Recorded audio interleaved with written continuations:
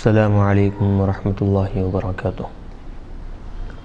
الحمدللہ رب العالمین، والصلاة والسلام علی اشرف الانبیاء والمرسلین وعلی آلہ واصحابہ اجمعین، اما بعد۔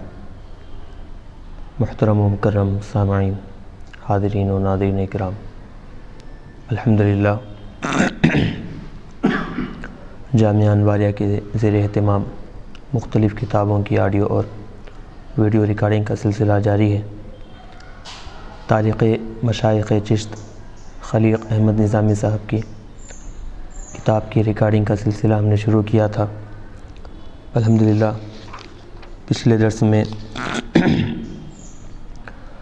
اس کتاب کا جو ہم خاص عنوان شروع کیے تھے، تصوف کتاب و سنت کی روشنی میں، اس کے تقریباً ہم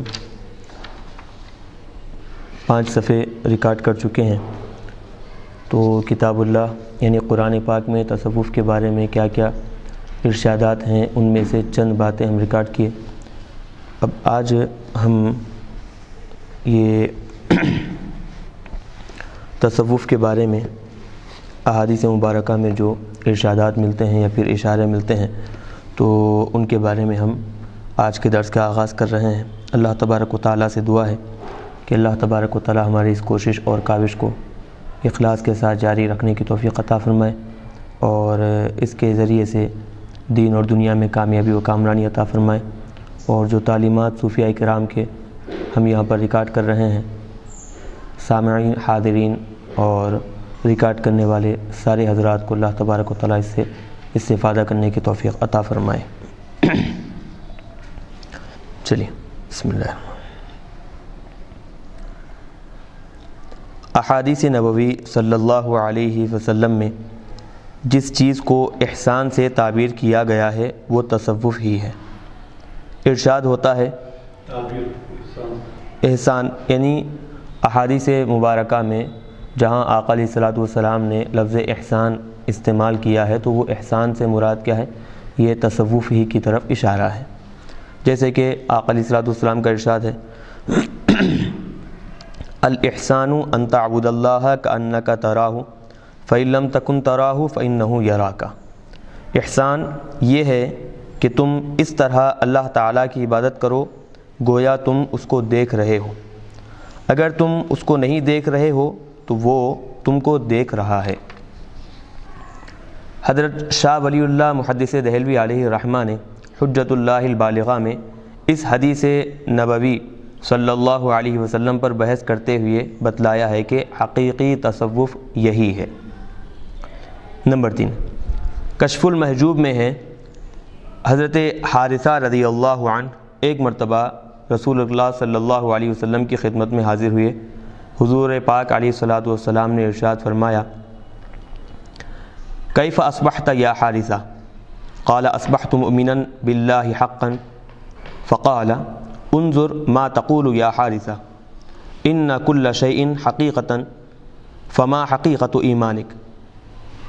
فقال عرفت نفسی عن الدنیا فاستوى عندی حجرها وذهبها وفضتها ومدرها الحدیث۔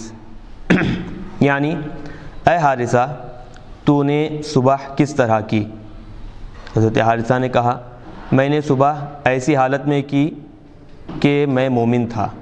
اس پر رسول اللہ صلی اللہ علیہ وسلم نے فرمایا کہ اے حارثہ، غور سے دیکھو کیا کہتے ہو، ہر حق کے واسطے ایک حقیقت اور برہان ہوا کرتی ہے، یعنی برہان مطلب دلیل ہوا کرتی ہے، اور تیسری اس بات کی برہان کیا ہے، اور تیری اس بات کی برہان، یعنی اے حارثہ تم یہ جو بات کہہ رہے ہو کہ میں حالت ایمان میں صبح کیا ہے، تو اس پر تمہارے پاس دلیل کیا ہے؟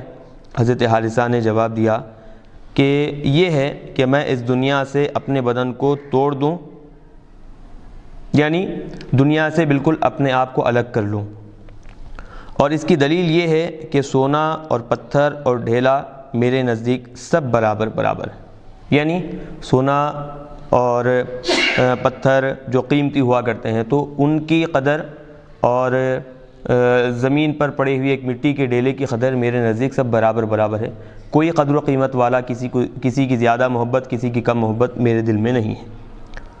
اور جب میں دنیا سے جدا ہو گیا تو عقبہ میں مل گیا، یہاں تک کہ بہشت، دوزخ اور عرش کو دیکھ رہا ہوں۔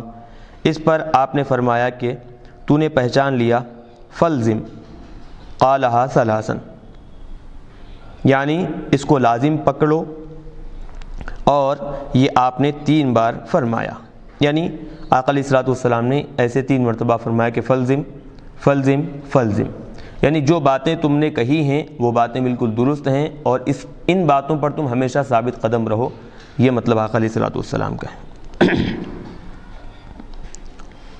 چلیے نمبر 4، صحیح بخاری شریف میں رسول مقبول صلی اللہ علیہ وسلم سے روایت ہے کہ اللہ تعالیٰ فرماتا ہے کہ جب بندہ اپنی طاعتوں سے میری قربت کو تلاش کرتا رہتا ہے، یعنی اطاعت و فرما برداری کر کر بندہ میرے قریب ہونا چاہتا ہے، میرے قریب ہونے کی راہ کو تلاش کرتا ہے، تو میں اس سے محبت کرنے لگتا ہوں، یہاں تک کہ میں اس کا کان بن جاتا ہوں جس سے وہ سنتا ہے، اور اس کی آنکھ ہو جاتا ہوں جس سے وہ دیکھتا ہے، میں ہاتھ بن جاتا ہوں جس سے وہ پکڑتا ہے، اور پاؤں بن جاتا ہوں جس سے وہ چلتا ہے۔ نمبر 5، رسول مقبول صلی اللہ علیہ وسلم کے زمانے میں اصحاب صفہ کا وجود خود اس بات کا ثبوت ہے کہ رسول اکرم صلی اللہ علیہ وسلم عبادت میں ہمہ وقت یعنی ہمیشہ انہماک کو ایک خاص طبقہ کے لیے برا نہیں سمجھتے تھے، یعنی ہمیشہ عبادت و ریاضت میں مصروف رہنا اور اسی میں مستغرق رہنا۔ آقا علیہ الصلوۃ والسلام جو ایک خاص جماعت ہمیشہ عبادت میں مصروف رہتی ہے تو ان کے اس عمل کو آقا علیہ الصلوۃ والسلام برا نہیں سمجھتے تھے۔ تو اصحاب صفہ چونکہ ان کا مقصد ہی یہ تھا، جیسے پیچھے بھی بتایا گیا ہے کہ وہ اپنے آپ کو اللہ کی عبادت کے لیے، اللہ کے ذکر و اذکار میں، دینی کاموں میں، دینی معاملات میں پوری زندگی اپنی وہ مقرر کر دیے تھے، معین کر دیے تھے، اب اس کے علاوہ اور کوئی ان کی زندگی کا چارہ نہیں تھا، کوئی وہ اپنے کام میں، زندگی کے کاموں میں وہ مصروف نہیں رہا کرتے، تو سارے کاموں کو چھوڑ کر عبادت و ریاضت میں مستغرق ہو جانا، ڈوب جانا اصحاب صفہ کا جو عمل تھا، آقا علیہ الصلوۃ والسلام اس کو برا نہیں کہے ہیں، تو اس سے یہ معلوم ہوا کہ آقا علیہ الصلوۃ والسلام کے پاس یہ عمل پسندیدہ ہے۔ حضرت داتا گنج بخش علی حجویری علیہ رحمہ فرماتے ہیں، فارسی عبارت ہے، اس کا ترجمہ ہم بیان کریں گے۔ خود رسول اللہ صلی اللہ علیہ وسلم کے زمانے میں مہاجرین فقراء ایسے تھے کہ خدا کی عبادت کے آداب اور حضور پیغمبر خدا صلی اللہ علیہ وسلم کی محبت کا اتباع پورا بجا لاتے تھے، یعنی مہاجرین میں سے جو فقراء صحابہ تھے وہ صحابہ ہمیشہ اللہ تبارک و تعالیٰ کی عبادت کے جو آداب ہیں ہمیشہ ان کو ملحوظ رکھا کرتے، اور حضور پاک علیہ الصلوۃ والسلام کی پیروی کرنے، اتباع کرنے کا جو طریقہ ہے اور حضور سے محبت کرنے کا جو طریقہ ہے، ہمیشہ وہ صحابہ اس کو پورے انداز میں پورے طور پر بجا لایا کرتے تھے، اور آپ کی مسجد یعنی مسجد نبوی میں بیٹھے رہتے تھے، اور تمام اشغال یعنی تمام کاموں اور جھگڑوں کو ترک کر دیا تھا، یعنی ایک خاص جماعت جو ہے زندگی کے تمام کاموں، تمام جھگڑے وغیرہ سے کٹ کر اللہ کی عبادت کے لیے اپنے آپ کو مصروف کر لیے تھے، اور اس امر کا کامل یقین رکھتے تھے کہ خدائے تعالیٰ روزی رساں ہے، یعنی اللہ تعالیٰ روزی پہنچانے والا ہے، اور اس پر توکل تھا۔ اسی وجہ سے رسول اللہ صلی اللہ علیہ وسلم ان کی صحبت کے واسطے مأمور تھے، یعنی آقا علیہ الصلوۃ والسلام کو حکم دیا گیا تھا کہ آپ بھی ان کی سنگت میں رہیں، تو ان کی اصلاح ہوگی اور ان کو آپ کی صحبت کا شرف بھی حاصل ہو جائے گا۔ اور ان کے حق کو یہ جو اللہ تعالیٰ جو فرمائے پیارے نبی صلی اللہ علیہ وسلم سے، تو یہ حدیث کے ذریعے معلوم ہے قرآن میں بھی اس کا آگے یہ جو معیت ہے قرآن پاک کی آیت بتا رہی ہے، اور ان کے حق کو قائم رکھتے تھے، جیسا کہ خدا تعالیٰ فرماتا ہے وَلَا تَطْرُدِ الَّذِينَ يَدْعُونَ رَبَّهُمْ بِالْغَدَاةِ وَالْعَشِيِّ يُرِيدُونَ وَجْهَهُ، ان لوگوں کو کہ صبح و شام اپنے رب کو پکارتے ہیں اور اس کی ذات کی خواہش رکھتے ہیں، اے حبیب صلی اللہ علیہ وسلم آپ دور مت کرو، یہ یعنی کہ ان کو اپنے قریب کرنے کا حکم دیا گیا ہے، یہ ایک بات۔ اور دور نہ کرنے کا حکم دیا گیا۔ اور پھر آگے اللہ تبارک و تعالیٰ کا ارشاد بھی ہے وَلَا تَعْدُ عَيْنَاكَ عَنْهُمْ تُرِيدُ زِينَةَ الْحَيَاةِ الدُّنْيَا، اپنی آنکھیں یعنی توجہ کی نگاہ ان کی طرف رکھو اور ان کو نظر حقارت سے نہ دیکھو، یعنی فقراء صحابہ ہونے کی وجہ سے ان کو ایک حقیر نظر سے حقیر مت جانو۔ کیا آپ دنیا کی زندگی میں زینت چاہتے ہیں؟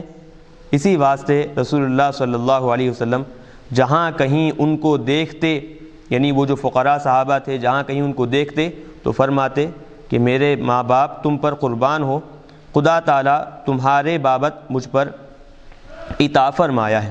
تو عتاب کا حقیقی معنی یہاں پر نہیں لیں گے، بلکہ عتاب سے مطلب تمہارے بارے میں اللہ تبارک و تعالیٰ نے مجھے سختی سے حکم دیا ہے، یہ مطلب ہوگا، ورنہ عتاب کے معنی جو ہے ایک سخت انداز کے آتے ہیں جو حضور پاک علیہ الصلوۃ والسلام کے شایع نشان نہیں ہے۔ تو یہاں چونکہ ان کی معیت میں، ان کی سنگت میں رہنے کا آقا علیہ الصلوۃ والسلام کو بھی حکم دیا گیا ہے، تو معیت میں رہنے کا مطلب یہ نہیں کہ اصحاب صفہ کی وجہ سے حضور کو کچھ فائدہ ہوگا، یہ نہیں، بلکہ فائدہ دونوں صورتوں میں اصحاب صفہ کا ہی ہے۔ وہ کیسے فائدہ؟ ایک تو اصحاب صفہ کو حضور کی صحبت نصیب ہوگی زیادہ دیر تک، اور دوسری چیز حضور کی صحبت ہونے کے ساتھ ساتھ حضور پاک علیہ الصلوۃ والسلام کے ذریعے سے ان کی تعلیم ہوگی اور ان کے اندر اصلاح ہوگی، دونوں اعتبار سے اصحاب صفہ کا ہی فائدہ ہے۔ تو اس سے بات معلوم ہو رہی ہے کہ ایک خاص جماعت، ایک خاص طبقہ حضور پاک علیہ الصلوۃ والسلام کے زمانے سے مقرر ہے جو ہمیشہ اپنے آپ کو اللہ کی عبادت میں مصروف کر رکھتا تھا۔ مناسب معلوم ہوتا ہے کہ اصحاب صفہ کے متعلق یہاں اجمالاً کچھ عرض کر دیا جائے، یعنی مختصر طور پر یہاں پر بیان کرنا یہ مناسب ہے۔ صحابہ کی ایک مقدس جماعت نے جو اصحاب صفہ کے نام سے مشہور ہے، اپنی زندگی صرف عبادت اور تعلیم قرآن پر وقف کر دی تھی۔ دنیاوی معاملات سے ان کا کوئی سروکار نہ تھا، یعنی ان کا کوئی تعلق نہیں تھا دنیاوی کاموں سے، رات دن عبادت، تلاوت اور قرات میں مصروف رہتے تھے۔ ان بزرگوں کے بال بچے نہ تھے، اور جب شادی کر لیتے تھے تو اس حلقے سے نکل جاتے تھے۔ معاش کا زیادہ تر دار و مدار صحابہ اور خود رسول اکرم صلی اللہ علیہ وسلم کی اعانت پر تھا، یعنی جب وہ اصحاب صفہ ایک مقام پر بیٹھے رہتے تو پھر ان کی زندگی کی گزر بسر، ان کے گھر والوں کی گزر بسر کیسے؟ تو یا تو صحابہ کی مدد کے ذریعے سے ان کی زندگی گزر بسر ہو جاتی، یا حضور پاک علیہ الصلوۃ والسلام ان کی مدد فرما دیتے تھے۔ اکثر انصار کھجور کی پھلی ہوئی شاخیں توڑ کر لاتے اور مسجد کی چھت میں لٹکا دیتے تھے، یعنی انصار جو صحابہ ہیں وہ لوگ کیا کرتے، کھجور کے جو شاخ جو بالکل کھانے کے قابل ہو گئی ہے اس کو کیا ہے توڑ کر لاتے اور مسجد میں لٹکا دیا کرتے تھے۔ جو کھجوریں ٹپک ٹپک کر گرتی یہ لوگ ان کو اٹھا کر کھا لیتے تھے۔ تو ان میں سے کچھ لوگ دن کو پانی بھر لاتے، جنگل سے لکڑیاں چن لاتے اور ان کو بیچ کر جو آمدنی ہوتی اس کو وجہ معاش میں صرف کرتے، یعنی یہ دن میں یہ کام کرنے کے بعد ان کو بیچ کر جو پیسے آتے تو ان کے ذریعے سے جو ہے اپنی زندگی کی گزر بسر کر لیا کرتے تھے۔ لیکن زیادہ تر ان بزرگوں کے گزر اوقات و صدقات پر ہوا کرتے تھے، یعنی جو کوئی اوقات کا مطلب یہاں پر یہ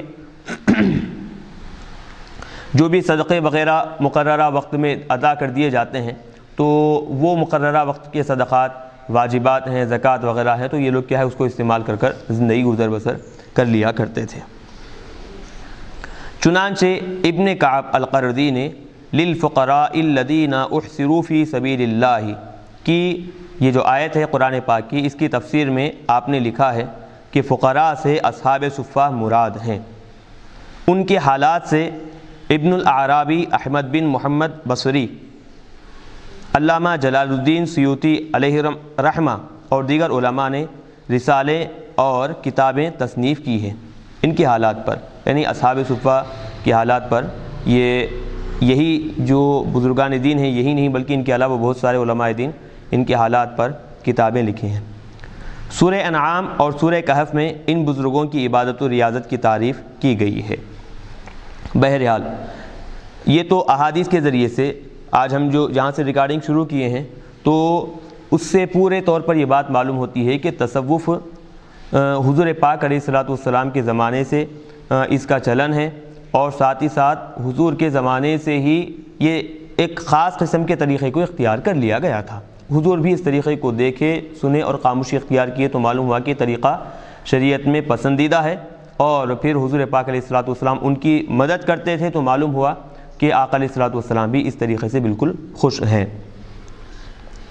یعنی دنیا کو بالکل چھوڑ کر جی اپنے کے لیے وقف ہو جانا، اللہ کے لیے وقف ہو جانا، یہ آقا علیہ الصلوۃ والسلام کا پسندیدہ عمل ہے، اور جو صحابہ اپنے آپ کو وقف کر لیے تھے آقا علیہ الصلوۃ والسلام ان سے خوش بھی ہوتے، اور خود اللہ تبارک و تعالیٰ ان سے خوش تھا، اسی لیے حضور پاک علیہ الصلوۃ والسلام کو حکم ہوا کہ آپ ان لوگوں کی معیت میں، ان لوگوں کی سنگت میں رہیں۔ آگے بتا رہے ہیں تصوف اور صوفیہ اکرام کا مقصد حیات۔ اللہ تعالیٰ جو فرمائے کہ آپ ان کے ساتھ رہیے، ان کی اصلاح فرمائیے، قرآن کی آیت ہے یا حدیث پاک؟ قرآن پاک میں خود وضاحت کے ساتھ، ابھی جیسے ہم تلاوت کیے ہیں قرآن پاک کی آیت، اس میں حکم صراحت کے ساتھ آقا علیہ الصلوۃ والسلام کو دیا گیا ہے کہ پوری توجہ آپ ان پر رکھیں، ذرا برابر بھی آپ ان کے اوپر سے توجہ نہ نکالیں اور ان کو اپنے سے دور نہ کریں۔ قرآن پاک کی آیت صراحت کے ساتھ موجود ہے۔ آگے بتا رہے ہیں تصوف اور صوفیہ اکرام کا مقصد حیات۔ تصوف کی تعریفیں مشائخ کی کتابوں میں کثرت سے ملتی ہیں، لیکن ان تعریفوں کی بنا پر صوفیہ اکرام کے مقاصد کے متعلق کچھ فیصلہ نہیں کیا جا سکتا۔ یعنی تصوف کے بارے میں مشائخین کرام جو ہے الگ الگ تعریفات کیے ہیں، ان تعریفوں کی بنا پر صوفیہ اکرام کے زندگی کے کیا کیا مقاصد ہیں، ان کی زندگی کا مقصد کیا ہے، اس پر بیان کرنا یہ مناسب معلوم نہیں ہوتا، فیصلہ ان تعریفات کے ذریعے سے نہیں کیا جا سکتا۔ حضرت شیخ ابو الحسن رحمۃ اللہ علیہ فرمایا کرتے تھے التصوف اليوم اسم ولا حقیقتہ وقد کان حقیقتہ ولا اسم۔ تصوف آج کل ایک بے حقیقت نام ہے، اس سے پہلے حقیقت بلا نام کے تھا، یعنی آج صرف نام کا تصوف رہ گیا ہے۔ پہلے زمانے میں تصوف کی جو حقیقت ہے لوگ اس پر توجہ دیتے تھے، نام پر توجہ نہیں دیا کرتے تھے۔ آج صرف نام پر توجہ دیا جا رہا ہے، اس کے جو اصل جو تعلیمات ہے اس پر لوگوں کی توجہ نہیں رہی۔ اس لیے مناسب یہی معلوم ہوتا ہے کہ خود صوفیہ اکرام کی زندگی میں تصوف کے معنی تلاش کیے جائیں اور ان کے مقاصد کا تعین اسی کی بنا پر کیا جائے کہ صوفیہ اکرام کی زندگی میں تصوف کیا ہے، اور پھر تصوف ان کی زندگی کا مقصد کیا ہے، تصوف کے دوران تصوف میں، تو ان کی زندگی کو دیکھیں گے تو بات ہمیں سمجھ میں آئے گی۔ پہلی چیز محبت الہی۔ حضرت شیخ نظام الدین محبوب الہی علیہ رحمہ ایک خط میں مولانا فخر الدین مزدری علیہ رحمہ کو لکھتے ہیں، فارسی الفاظ ہیں، اس کا اردو ترجمہ کیا جا رہا ہے۔ اصحاب طریقت اور ارباب حقیقت کا اس باب میں اتفاق ہے کہ انسان کی پیدائش کا اہم مطلوب اور بڑا مقصود رب العالمین کی محبت ہے۔ تو حضرت شیخ نظام الدین محبوب الہی علیہ رحمہ کا ارشاد ہے، وہ ایک خط میں اپنے مرید کو یا اپنے خلیفہ کو لکھ رہے ہیں کہ اہل طریقت اور ارباب حقیقت سب اس بات پر متفق ہیں کہ انسان جو اس کی جو پیدائش ہوئی ہے اس کا اصل مقصد رب العالمین کی محبت ہے، اللہ تبارک و تعالیٰ سے محبت کرنا ہے۔ ضروری ہے کہ قرآن حکیم اور احادیث نبوی علی صاحبہا الصلاۃ والسلام کی روشنی میں محبت الہی کی نوعیت اور اہمیت کو سمجھا جائے۔ قرآن میں ایمان کی سب سے بڑی علامت اور خاصیت محبت الہی کو قرار دیا گیا ہے، یعنی ایمان کی علامت کیا ہے؟ سب سے بڑی علامت وہ اللہ تبارک و تعالیٰ کی محبت، یہ ایمان کی سب سے بڑی علامت ہے۔ اگر اللہ سے محبت نہیں ہے، صرف ایمان ہے، تو یوں سمجھیں کہ بغیر پھل کا درخت سمجھا جائے گا۔ تو اب اس کو قرآن پاک میں کہاں کہاں پر محبت الہی کے بارے میں بتایا گیا ہے، بتا رہے ہیں۔ ارشاد ہوتا ہے والذین آمنوا اشد حبا للہ، اور جو ایمان لائے وہ سب سے زیادہ خدا سے محبت رکھتے ہیں۔ پھر ایک جگہ تنبیہ کی جاتی ہے، یعنی اور ایک مقام پر آگاہ کیا جاتا ہے، یا ایھا الذین آمنوا من یرتد منکم عن دینہ فسوف یأتی اللہ بقوم یحبہم ویحبونہ۔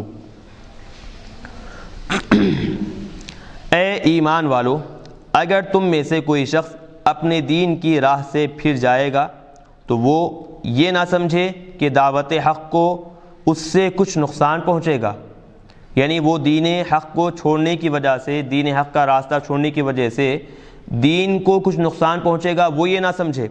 ان قریب اللہ تعالیٰ ایک گروہ یعنی ایک جماعت سچے خدا پرستوں کی پیدا کر دے گا جنہیں اللہ کی محبت حاصل ہوگی اور وہ اللہ کو محبوب رکھنے والے ہوں گے، یعنی اللہ بھی ان سے محبت کرے گا اور وہ لوگ بھی اللہ تبارک و تعالیٰ سے محبت کریں گے۔ یہ قرآن پاک میں ایمان والے اللہ تبارک و تعالیٰ سے کیسی محبت کرتے ہیں اور پھر کیسی محبت کرنی چاہیے، تو ایمان والوں کے لیے حکم دیا جا رہا ہے کہ اللہ سے بے حد محبت کرتے چلے جائیں۔ یہ قرآن پاک میں خود رسول اکرم صلی اللہ علیہ وسلم کی زندگی محبت الہی میں سرشاری کی زندگی تھی، یعنی محبت الہی میں ہمیشہ مستغرق رہتے تھے، ہمیشہ منہمک رہتے تھے، ڈوبے ہوئے رہتے تھے اللہ کی محبت میں۔ آپ دعا فرمایا کرتے، الہی تو اپنی محبت کو میری جان سے، میرے اہل و عیال سے اور ٹھنڈے پانی سے بھی زیادہ میری نظر میں محبوب بنا، یعنی ساری چیزوں سے زیادہ محبوب مجھے تیری محبت ہو جائے، ایسی توفیق عطا فرما۔ آپ راتوں کو اتنی دیر تک عبادت کیا کرتے کہ پائے مبارک یعنی آقا علیہ الصلوۃ والسلام کے قدم مبارک پر ورم آ جاتا، سوج جاتے تھے، پھول جاتے تھے۔ لوگ یہ سمجھتے تھے کہ آپ کی یہ عبادت خشیت الہی سے ہے، یعنی اللہ کو ڈر کر آپ یہ عبادت کر رہے ہیں، اور چونکہ آپ گناہوں سے پاک کر دیے گئے تھے اس لیے آپ کو ریاضت شاقہ کی ضرورت نہ تھی، یعنی یہ جو عبادت سختی کے ساتھ، جو مشقت والی، تکلیف والی جو عبادت و ریاضت کر رہے ہیں راتوں میں جاگ جاگ کر، اس کی آپ کو ضرورت بھی نہیں تھی۔ کیوں؟ کیونکہ آپ بالکل گناہوں سے پاک ہیں، گناہ بھی نہیں ہوئے ہیں، جو بھی فرائض واجبات اور نوافل آپ ادا کریں گے اللہ کے دربار میں مقبول ہے، تو گناہ بھی نہیں ہے۔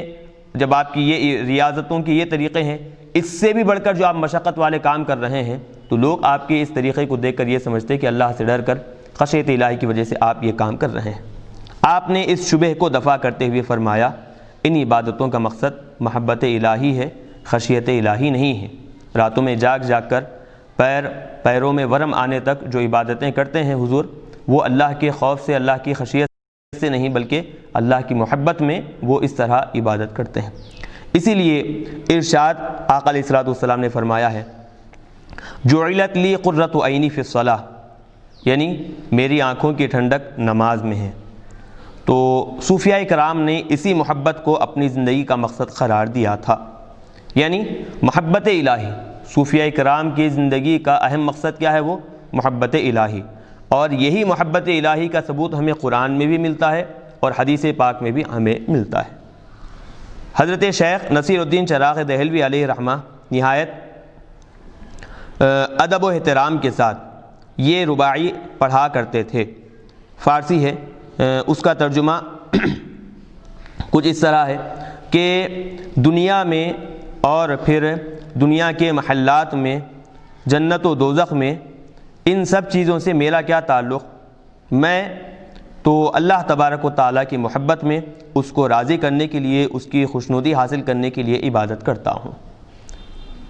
آگے حضرت نظام الدین اولیاء علیہ رحمہ نے ایک دن بابا فرید الدین گنج شکر علیہ رحمہ کو دیکھا کہ بند حجرے میں یعنی بند کمرے میں پشت پر دونوں ہاتھ رکھے ہوئے کھڑے ہیں، یعنی اس انداز میں حضرت بابا فرید الدین گنج شکر علیہ رحمہ پیٹھ پر دونوں ہاتھ باندھ کر کھڑے ہوئے،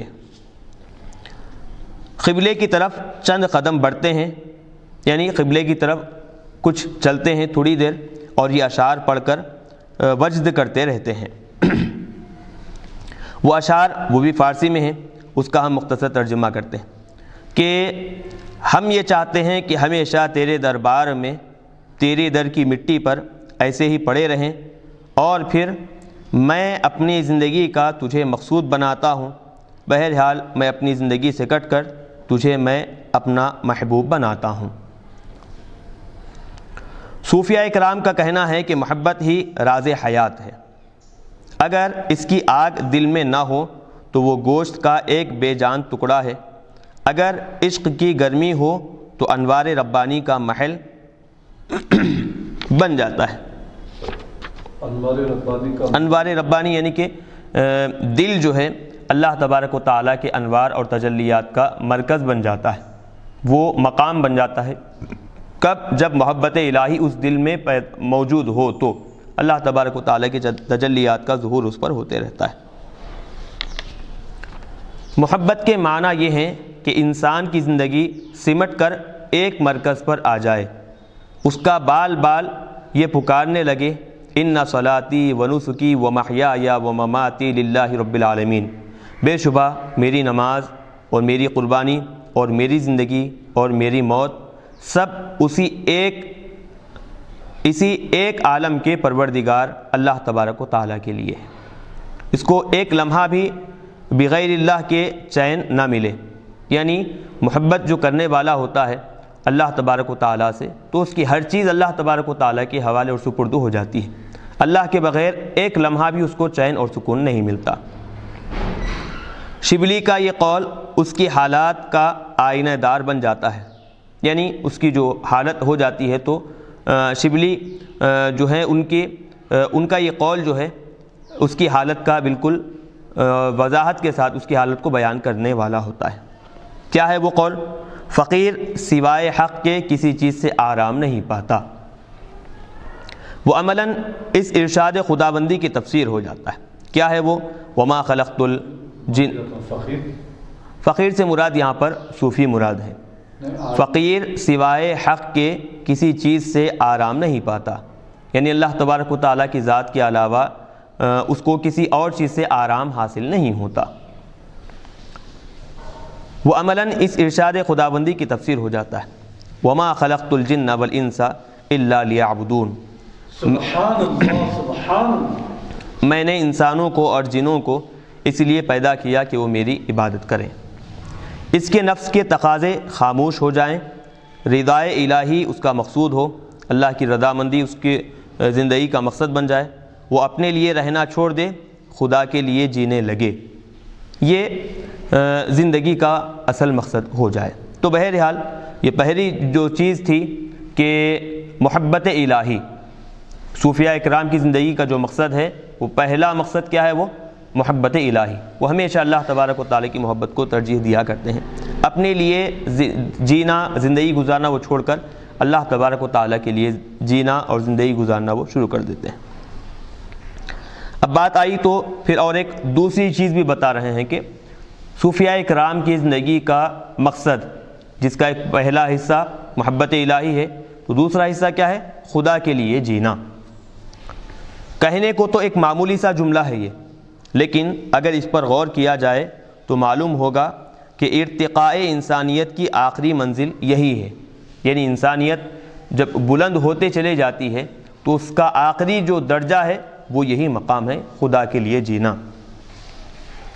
خدا کے لیے جینے کے معنی یہ نہیں کہ انسان دنیا و ما فیہا، یعنی دنیا اور اس کے اندر جو چیزیں ہیں ان سب چیزوں سے قطع تعلق کر لے، الگ ہو جائے اور ایک گوشہ تنہائی میں بیٹھ کر عبادت کرنے لگے، وہ شادی بھی کرے، کھائے بھی، اللہ کی مخلوق سے ملے بھی، لیکن اس طرح کے وہ علائق کے ہجوم اور تعلقات کے ازدحام میں گرفتار ہو کر اپنے معبود حقیقی کو نہ بھول جائے۔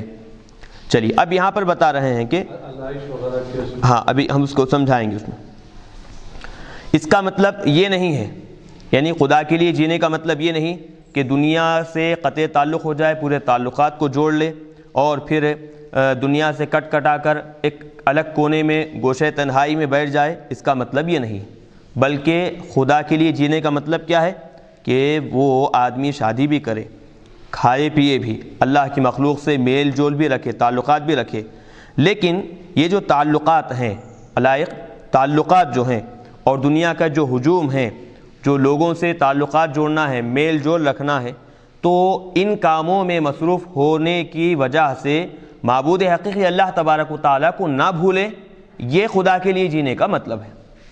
خالق کے ساتھ بھی رابطہ ہو، مخلوق کے ساتھ بھی رابطہ ہو، لیکن مخلوق کے ساتھ رابطہ رکھتے رکھتے خالق سے بے توجہ ہو جائے، ایسا نہ ہو۔ اللہ کی دی ہوئی نعمتوں سے مستفید ہو، یعنی فائدہ حاصل کرے، فائدہ اٹھائے، لیکن دنیا کی محبت اس کے دل میں جگہ حاصل نہ کرنے پائے۔ وہ ہر کام میں رضا الہی، اللہ تبارک و تعالیٰ کی خوشنودی کا طلبگار ہو۔ خدا کے لیے جینا نیت کا ایک زبردست انقلاب ہے، ایسا انقلاب جو انسانی زندگی کے مرکز و محور کو بدل دیتا ہے۔ یعنی یہ جو انسان ہے تو اس کی زندگی کو بالکل، اس کی زندگی کے مرکز کو، اس کی زندگی گزارنے کے طریقے کو بالکل بدل دے دیتا ہے۔ انسان کا ہر کام کسی اعلیٰ مقصد کی تکمیل کے لیے ہونے لگتا ہے۔ وہ دنیا کا ہر کام کرتا ہے لیکن اس کی نیت عام انسانوں سے مختلف ہوتی ہے۔ یعنی یہ جو آدمی جو ارادہ کر کر آگے بڑھتا ہے کام کرنے کے لیے کہ خدا کے لیے جینا ہے، تو یہ جو نیت ہے اس کی، تو اس نیت کی وجہ سے اس کے اندر ایک تو خود بخود بدلاؤ آئے گا ہی آئے گا۔ دنیاوی کام بھی جب وہ کرتا چلا جائے گا تو اس کے مد نظر اللہ تبارک و تعالیٰ کی خوشنودی، اللہ کی رضامندی رہے گی۔ تو اس کی وجہ سے عام لوگوں کا مقصد کچھ اور ہو جاتا ہے، عام لوگوں کی نیت اور ارادے کچھ اور ہو جاتے ہیں، لیکن اس کا مقصد اور ارادہ، دنیا کے کام بھی ہوتے ہیں لیکن ارادہ اور مقصد صرف اور صرف خدا کے لیے جینا یہی رہتا ہے۔ فوائد الفواد میں حضرت شیخ محبوب الہی علیہ رحمہ سے اور خیر المجالس میں حضرت شیخ نصیر الدین چراغ دہلوی علیہ رحمہ سے دو حکایتیں نقل کی گئی ہیں جن سے بہتر خدا کے لیے جینے کے مفہوم کی وضاحتیں ممکن نہیں۔ یعنی دو حکایتیں جو دو بزرگان کامل بیان کی ہیں اپنی اپنی کتابوں میں، تو وہ دو واقعات، دو حکایتیں بہت زیادہ مفید ہیں، جس سے آسانی کے ساتھ بات سمجھ میں آتی ہے کہ خدا کے لیے جینے کا مطلب کیا ہے، اس کا مفہوم کیا ہے۔ مفتی صاحب، اس سے پہلے میرا چھوٹا سا سوال یہ جی کہ ابھی اصحاب صفہ کا جو واقعہ بیان فرمائے ہیں جی کہ وہ لوگ یعنی کمپلیٹ مکمل طور پر دنیا کو چھوڑ دیے تھے، دنیا سے اپنا تعلق توڑ لیے تھے، ترک دنیا کر چکے تھے، تو ترک دنیا کر کے یعنی مسلسل اللہ کے لیے وقف ہو گئے، عبادت اور علم دل کا حاصل کرنا، ذکر و مجاہدہ وغیرہ، وہ صرف اللہ کے لیے اپنے آپ کو وقف کر دیتے کمپلیٹلی۔ جی تو ان کو بھی جو ہے پسند کیا گیا، اللہ کے نبی صلی اللہ علیہ وآلہ وسلم، اللہ کے رسول یعنی ایسے عمل کو بھی پسند فرمائے ہیں۔ تو اگر کوئی ایسا بھی کرتا ہے تو وہ بھی مطلون نہیں ہے، مطلب ایسا نہیں ہے کہ وہ ایسا غلط کر رہا ہے، قرآن اور حدیث کے خلاف جا رہا ہے۔ اب جہاں پر یہ یعنی اللہ کے خاطر یعنی ایسا نہ ہو جائے کہ دنیا میں آپ اتنا مصروف ہو جائیں، اتنا کھو جائیں کہ اللہ کو بھول جا رہے ہیں، ایسا بھی نہیں کرنا چاہیے۔ دنیا چھوڑنا ہے مگر اب ایسا نہیں چھوڑنا ہے کہ آپ دنیا کے جو اسباب ہیں وہ اسباب کو اختیار کریں، نکاح کریں، جورو بچے وغیرہ، یہ تو بہت اچھا ہے، یہ افضل عمل ہے، یہ پیارے نبی صلی اللہ علیہ وآلہ وسلم کی سنت ہے، یہ افضل عمل ہے، بہتر عمل ہے۔ لیکن اگر کوئی شخص کمپلیٹلی دنیا کو چھوڑ دیتا ہے، دنیا کو ترک کر دیتا ہے، دنیا کو چھوڑ کر دنیا کو ترک کر کے اپنی ذات کو اور اپنے پورے مکمل وقت کو اللہ کے لیے وقف کر دے، عبادت، مجاہدہ، ریاضت وغیرہ کے لیے، اور ساری زندگی اسی میں رہے یہاں تک کہ اسی پر اس کا انتقال بھی ہو جائے، تو پھر یہ کس زمرے میں آئیں گے؟ جبکہ اصحاب صفہ کی یہی کیفیت تھی، جیسا کہ ابھی آپ فرمائیں۔ ہاں، جیسے ابھی بتایا گیا کہ اصحاب صفہ کا یہ طریقہ تھا، تو اصحاب صفہ دنیا سے کٹ کر، قطع تعلق کر کر الگ ہو گئے تھے، تو اس کا یہ مطلب نہیں جیسے عام لوگ جیسے اب لیا کرتے ہیں۔ جیسے ان کے واقعے میں بتایا بھی گیا کہ اصحاب صفہ میں سے بعض لوگ کیا تھے کہ شادی جب ہو جاتی، وہ لوگ جب شادی کر لیتے تو اصحاب صفہ کے زمرے سے نکل کر اپنا الگ مقام بنا لیتے تھے، تو وہ لوگ شادی بھی کیا کرتے تھے۔ اور ساتھ ہی ساتھ اللہ کی ذات پر توکل کرنا، بعض حضرات اس میں اللہ کی ذات پر توکل بھی کیا کرتے تھے، اور بعض حضرات اصحاب صفہ کے ہی جنگلات میں جاتے، لکڑی تلاش کرتے، لکڑی لا کر بازار میں بیچتے، اس کے ذریعے سے کیا ہے زندگی گزر بسر کیا کرتے تھے۔ بعض حضرات پانی گھروں تک پہنچاتے، اس کے ذریعے سے زندگی گزر بسر کیا کرتے تھے۔ اصحاب صفہ اپنے آپ کو اللہ کی عبادت میں، اللہ کی ریاضت میں مصروف کر دیے تھے ضرور، لیکن وہ لوگ کبھی بھی دنیا سے قطع تعلق نہیں ہوئے۔ اپنے تعلقات کو دنیا سے نہیں توڑ لیے، بلکہ دنیا میں رہتے ہوئے، دنیا میں محنت و مشقت کرتے ہوئے اللہ کی عبادت میں مصروف رہے تھے۔ یہ تو اصحاب صفہ کا طریقہ یہ۔ یہاں پر بھی وہی بات کہ دنیا سے قطع تعلق کرنا مقصد نہیں ہے، دنیا میں رہتے ہوئے اپنے آپ کو اللہ کی پسند کے مطابق زندگی گزارنا، اللہ کے لیے جینا، یہ اصل مقصد یہاں پر ہوا کرتا ہے۔ تو دونوں الگ الگ نہیں ہیں، دونوں کا مطلب ایک ہی ہے۔ ایک چیز آتی ہے رہبانیت کے نام سے۔ تو رہبانیت کا مطلب کیا ہوتا ہے؟ بالکل تعلقات ہی کٹ کر لینا، جنگلات میں نکل جانا، اور پھر شادی بیاہ وغیرہ یہ سب چھوڑ دینا، اور پھر بہت سارے طریقے آتے ہیں اس میں، رہبانیت جسے کہا جاتا ہے۔ تو اس میں صراحت کے ساتھ حدیث پاک میں ارشاد ہے لا رہبانیت فی الاسلام، اسلام میں جو ہے رہبانیت اب نہیں رہی، بلکہ رہبانیت کے معنی کیا بتائے کہ وہاں پر عبادت کثرت سے کرتے جائیں، مخلوق کے درمیان رہ کر خالق سے اپنا رابطہ اور تعلق مضبوط بنائیں، اور اللہ کی راہ میں جہاد کریں۔ یہ اسلام میں یہ خاص طور پر اس کی اہمیت دی گئی ہے۔ تو بہرحال جو جب ضرورت ہے تو وہاں پر جو ہے دنیا میں لوگوں کے ساتھ رہ کر لوگوں کی اصلاح کی خاطر ایسا کریں، اور جہاں ضرورت نہیں ہے تو اپنی ضرورت کے تحت ذریعہ معاش کو استعمال کرتے ہوئے اپنے آپ کو اللہ تبارک و تعالیٰ کی یاد میں مستغرق رکھیں۔ یہ صوفیاء کرام کا طریقہ کار رہا ہے۔ چلیے، تو بہرحال بات چل رہی تھی کہ دو واقعات جو حضرت محبوب الہی علیہ رحمہ کے اور حضرت شیخ نصیر الدین چراغی دہلوی علیہ رحمہ کے بیان کیے ہوئے ہیں، جو اس بات کی پورے طور پر وضاحت کرتے ہیں کہ خدا کے لیے جینے کا کیا مطلب ہے۔ چلیے، سرکار محبوب الہی نکاح نہیں فرمائے، بہت سے اولیاء اللہ سے گزرے ہیں جو نکاح نہیں فرمائے، شادی نہیں کیے، تو پھر اب ان اولیاء اللہ کے بارے میں ہم کیا کہیں گے؟ یعنی لوگ یہ سوالات کرتے ہیں، طور پہ غیر یعنی مستشرقین کے سوالات ہیں، بھائی آپ کے نبی شادی کیے، پھر آپ جن اولیاء اللہ کو مانتے ہیں، جن اولیاء اللہ کی آپ تعظیم کرتے ہیں، جن کا ادب کرتے ہیں، جن کا احترام کرتے ہیں، وہ تو نکاح نہیں کیے، وہ تو شادی نہیں کیے، وہ بھی تو خلاف سنت پہ عمل کے، نعوذ باللہ اس قسم کے لوگوں کے اعتراضات ہوتے ہیں، تو اس کا جواب کیا دیں گے؟ دیکھیں، جہاں تک حضور پاک علیہ الصلوۃ والسلام کی نکاح کرنے کا معاملہ ہے، حضور پاک علیہ الصلوۃ والسلام بحیثیت مربی ہے، بحیثیت نبی ہے، لوگوں تک احکام پہنچانے کے لیے، لوگوں تک صحیح راستہ بتانے کے لیے آقا علیہ الصلوۃ والسلام کا ہر عمل ہوا کرتا ہے۔ شادی کرنا بھی وہی حکم ہے، اور پھر آپ دیکھتے چلے جائیں دیگر جتنے بھی باتیں حضور سے ملتی ہیں امت کی اصلاح کے لیے، امت کو صحیح راستہ بتانے کے لیے ہوا کرتا ہے۔ یہ ایک ہوگی بات۔ اب جب اولیاء کرام کا معاملہ آیا تو بعض لوگ، ایک ہوتی ہے عوام، ایک ہوتی ہے اولیاء کرام۔ عوام کا جہاں تک معاملہ ہے تو عوام آقا علیہ الصلوۃ والسلام کے طریقے کے مطابق جو طریقے آقا علیہ الصلوۃ والسلام بتائے ہیں وہ طریقے کو اختیار کرتے چلے جاتے ہیں، اس کے مطابق زندگی گزارتے چلے جاتے ہیں۔ نکاح کرنا ہے اور دیگر کاموں میں مصروف ہونا ہے، عوام حضور کی اس سنت کو اختیار کرتے ہیں، یہ عوام کے سامنے ہے۔ اولیاء کرام کا طریقہ یہ ہے کہ وہ لوگ دیکھیں نکاح کرنے میں یقیناً آقا علیہ الصلوۃ والسلام کی سنت ہے، اس میں کوئی دو رائے نہیں ہے، یقیناً سنت ہے ضرور، لیکن نکاح یہ جو سنت ہے اس سے بھی بڑھ کر آقا علیہ الصلوۃ والسلام کی ایک بڑی سنت ہے۔ وہ کیا سنت ہے؟ وہ لوگوں تک تبلیغ دین کرنا، لوگوں کی اصلاح کرنا، لوگوں کو صحیح راستے پر لانا، ہدایت کا راستہ بتانا۔ یہ وہ جو بزرگان دین ہیں جو شادی وغیرہ نہیں کیے ہیں، ان کے پیش نظر یہ مقصد اور یہ نیت رہتی ہے کہ ہم یہ آقا علیہ الصلوۃ والسلام کی ایک سنت کو دیکھ کر جو بڑی سنت ہے جس سے کثیر امت کو فائدہ ہونے والا ہے، اس کو ہم چھوڑنا اور اس کی طرف توجہ نہ کرنا یہ ہمارے لیے مناسب نہیں ہے۔ تو یہ جو بزرگان دین شادی بیاہ کو چھوڑ دیے ہیں، ان میں بھی ان کی اپنا کوئی ذاتی مفاد نہیں ہے، لوگوں کی اصلاح کے لیے حضور پاک علیہ الصلوۃ والسلام کا جو بڑا مقصد ہے، مقصد حیات ہے حضور پاک علیہ الصلوۃ والسلام کا، اس مقصد کو آگے بڑھانے کے لیے یہ بزرگان دین جو ہے وہ شادی بیاہ کے یہ جو بھی تعلقات ہوتے ہیں اس سے کیا ہے اپنے آپ کو دور کر لیا کرتے ہیں۔ تو یہ ان کے لیے ایک یوں نہیں کہا جا سکتا کہ سنت کے خلاف کام کیے ہیں، حضور شادی کیے تو یہ لوگ شادی نہیں کیے سنت کے خلاف کام نہیں کہیں گے، بلکہ ان کے سامنے حضور پاک علیہ الصلوۃ والسلام کی زندگی کا جو اہم مقصد تھا، جو بڑا مقصد تھا لوگوں کی اصلاح، ان کے مد نظر وہ مقصد تھا، اسی لیے وہ لوگ کیا ہے اس کام پر توجہ دیتے رہے۔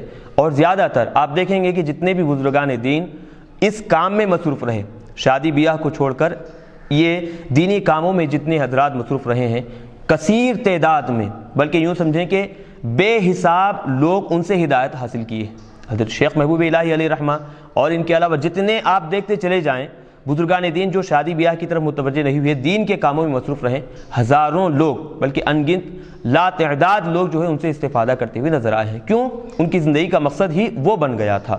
تو اب ان پر اعتراض کرنا بالکل کیا ہے، عقل میں آنے والی بات نہیں ہے۔ چلیے تو اب واقعہ یہاں پر بتا رہے ہیں کہ ہفتے کا دن ہے اور ذی قعدہ 710 ہجری کی 7ویں تاریخ حضرت محبوب الہی علیہ رحمہ کے سامنے تفسیر امام ناصری رکھی ہوئی ہے۔ دین میں استغراق کا ذکر کرتے ہوئے فرمانے لگے، یعنی دین میں کیسے ڈوب جانا چاہیے، اس کے احکامات میں کیسے مستغرق ہونا چاہیے، اس کا تذکرہ کرتے ہوئے آپ فرمانے لگے، ایک بزرگ شیخ دریا کے کنارے رہا کرتے تھے۔ ان کی ایک عورت تھی۔ ایک روز عورت سے کہا کہ کھانا لے کر دریا کے پار جاؤ، اس فقیر کو جو وہاں بیٹھے ہوئے ہیں اسے دے آؤ۔ عورت نے کہا پانی گہرا ہے، عبور کس طرح کروں گی، کیسے پار کروں گی؟ شیخ نے کہا دریا کے کنارے جا کر کہنا کہ میرے شوہر کی حرمت سے جس نے کبھی مجھ سے صحبت نہیں کی مجھے راہ دے، یعنی مجھے راستہ عطا کر۔ عورت حیران رہ گئی اور اپنے دل میں کہا کہ اس سے میرے یہاں اتنے بچے پیدا ہوئے اور یہ کہتے ہیں کہ میں نے صحبت ہی نہیں کی۔ آخر شوہر کے فرمان کے مطابق دریا کے کنارے وہ خاتون پہنچی اور وہی کہا جو شوہر نے کہنے کو کہا تھا، تو دریا نے راستہ دیا اور وہ پار ہو گئی۔ وہاں پہنچ کر درویش کے سامنے کھانا رکھا، اس درویش نے کھانا کھا لیا تو عورت سوچنے لگی کہ آتی مرتبہ یعنی جب میں آئی درویش کے پاس تو اس طرح آئی تھی، اب واپس شوہر کے پاس کس طرح جاؤں؟ درویش نے پوچھا کس طرح آئی تھی؟ عورت نے ساری بات کہہ سنائی کہ میں آتے وقت دریا سے یہ کہہ کر آئی تھی تو دریا نے راستہ دے دیا تھا۔ درویش نے کہا اچھا اب جا کر، واقعہ ہم پہلے پورا پڑھ دیں گے اس کے بعد پھر اس کو ایک مرتبہ سمجھائیں گے۔ درویش نے کہا اچھا اب جا کر یہ کہنا کہ اے دریا، اس شیخ کی حرمت سے جس نے 30 برس سے کسی قسم کا کھانا نہیں کھایا مجھے راستہ دے۔ عورت حیران رہ گئی کہ میرے سامنے ابھی اس نے کھانا کھایا ہے اور ابھی اس طرح کہتا ہے۔ خیر اس نے دریا کے کنارے ایسا ہی کیا جیسے شیخ درویش نے کہنے کو کہا تھا۔ راستہ مل گیا اور اپنے شوہر کے پاس پہنچ گئی اور کہا کہ مجھے ان دونوں باتوں کا بھید بتلاؤ، یعنی ان دونوں باتوں میں کیا راز ہے وہ بتلاؤ کہ آپ نے کئی سال مجھ سے صحبت کی اور اس درویش نے بھی میرے سامنے کھانا کھایا اور یہ دونوں جھوٹی باتیں کہہ کر میں نے دریا سے راستہ لیا، اس میں کیا حکمت ہے؟ شیخ نے کہا تجھے واضح رہے، یعنی تجھ پر یہ بات اچھی طرح سمجھ میں آ جائے کہ میں نے ہوائے نفسانی سے کبھی تجھ سے صحبت نہیں کی، یعنی جب بھی میں نے صحبت کیا ہوں تجھ سے تو اپنی خواہش کے مطابق نفسانی خواہشات پوری کرنے کے لیے میں صحبت نہیں کیا ہوں۔ اسی طرح اس درویش نے بھی کبھی نفسانی طمع سے کھانا نہیں کھایا، نفسانی خواہش پوری کرنے کے لیے نفس کی لالچ کی وجہ سے انہوں نے کھانا نہیں کھایا، بلکہ محض عبادت و اطاعت کی خاطر انہوں نے بھی بظاہر کھانا تناول فرمایا، میں بھی تجھ سے صحبت کیا ہوں، اس لحاظ سے اس نے کبھی کھانا نہیں کھایا۔ چلیے ہاں آپ دیکھیں، اب یہ حکایت بیان کرنے کے بعد حضرت محبوب الہی علیہ رحمہ نے فرمایا ان دونوں باتوں سے معلوم ہوتا ہے کہ جو کچھ مردان خدا کرتے ہیں، اللہ والے جو کام کرتے ہیں وہ خدا کے لیے کرتے ہیں، ان کی نیت سب حق کی خاطر ہوتی ہے۔ تو اب اس میں واقعہ پھر ایک مرتبہ ہم خلاصے کے طور پر بیان کرتے ہیں کہ ایک شیخ جو ہے دریا کے کنارے پر اپنی بیوی کے ساتھ رہا کرتے تھے۔ تو ایک دن شیخ نے اپنی بیوی سے کہا کہ کچھ کھانا لو اور پھر دریا کے اس کنارے پر جو بزرگ ہیں ان کو یہ کھانا دے کر آؤ۔ تو بیوی نے کہا کہ دریا بہت گہرا ہے، میں کیسے پار کر کر جاؤں گی، ڈوب جاؤں گی۔ تو شیخ نے کہا کہ دریا کے کنارے پر جاؤ اور یہ کہنا کہ میرے اس شوہر کے واسطے سے کہ جس نے مجھ سے کبھی صحبت نہیں کی مجھے راستہ دے دے۔ تو بیوی ہم بستری نہیں کی، اس کے واسطے سے مجھے راستہ دے دے۔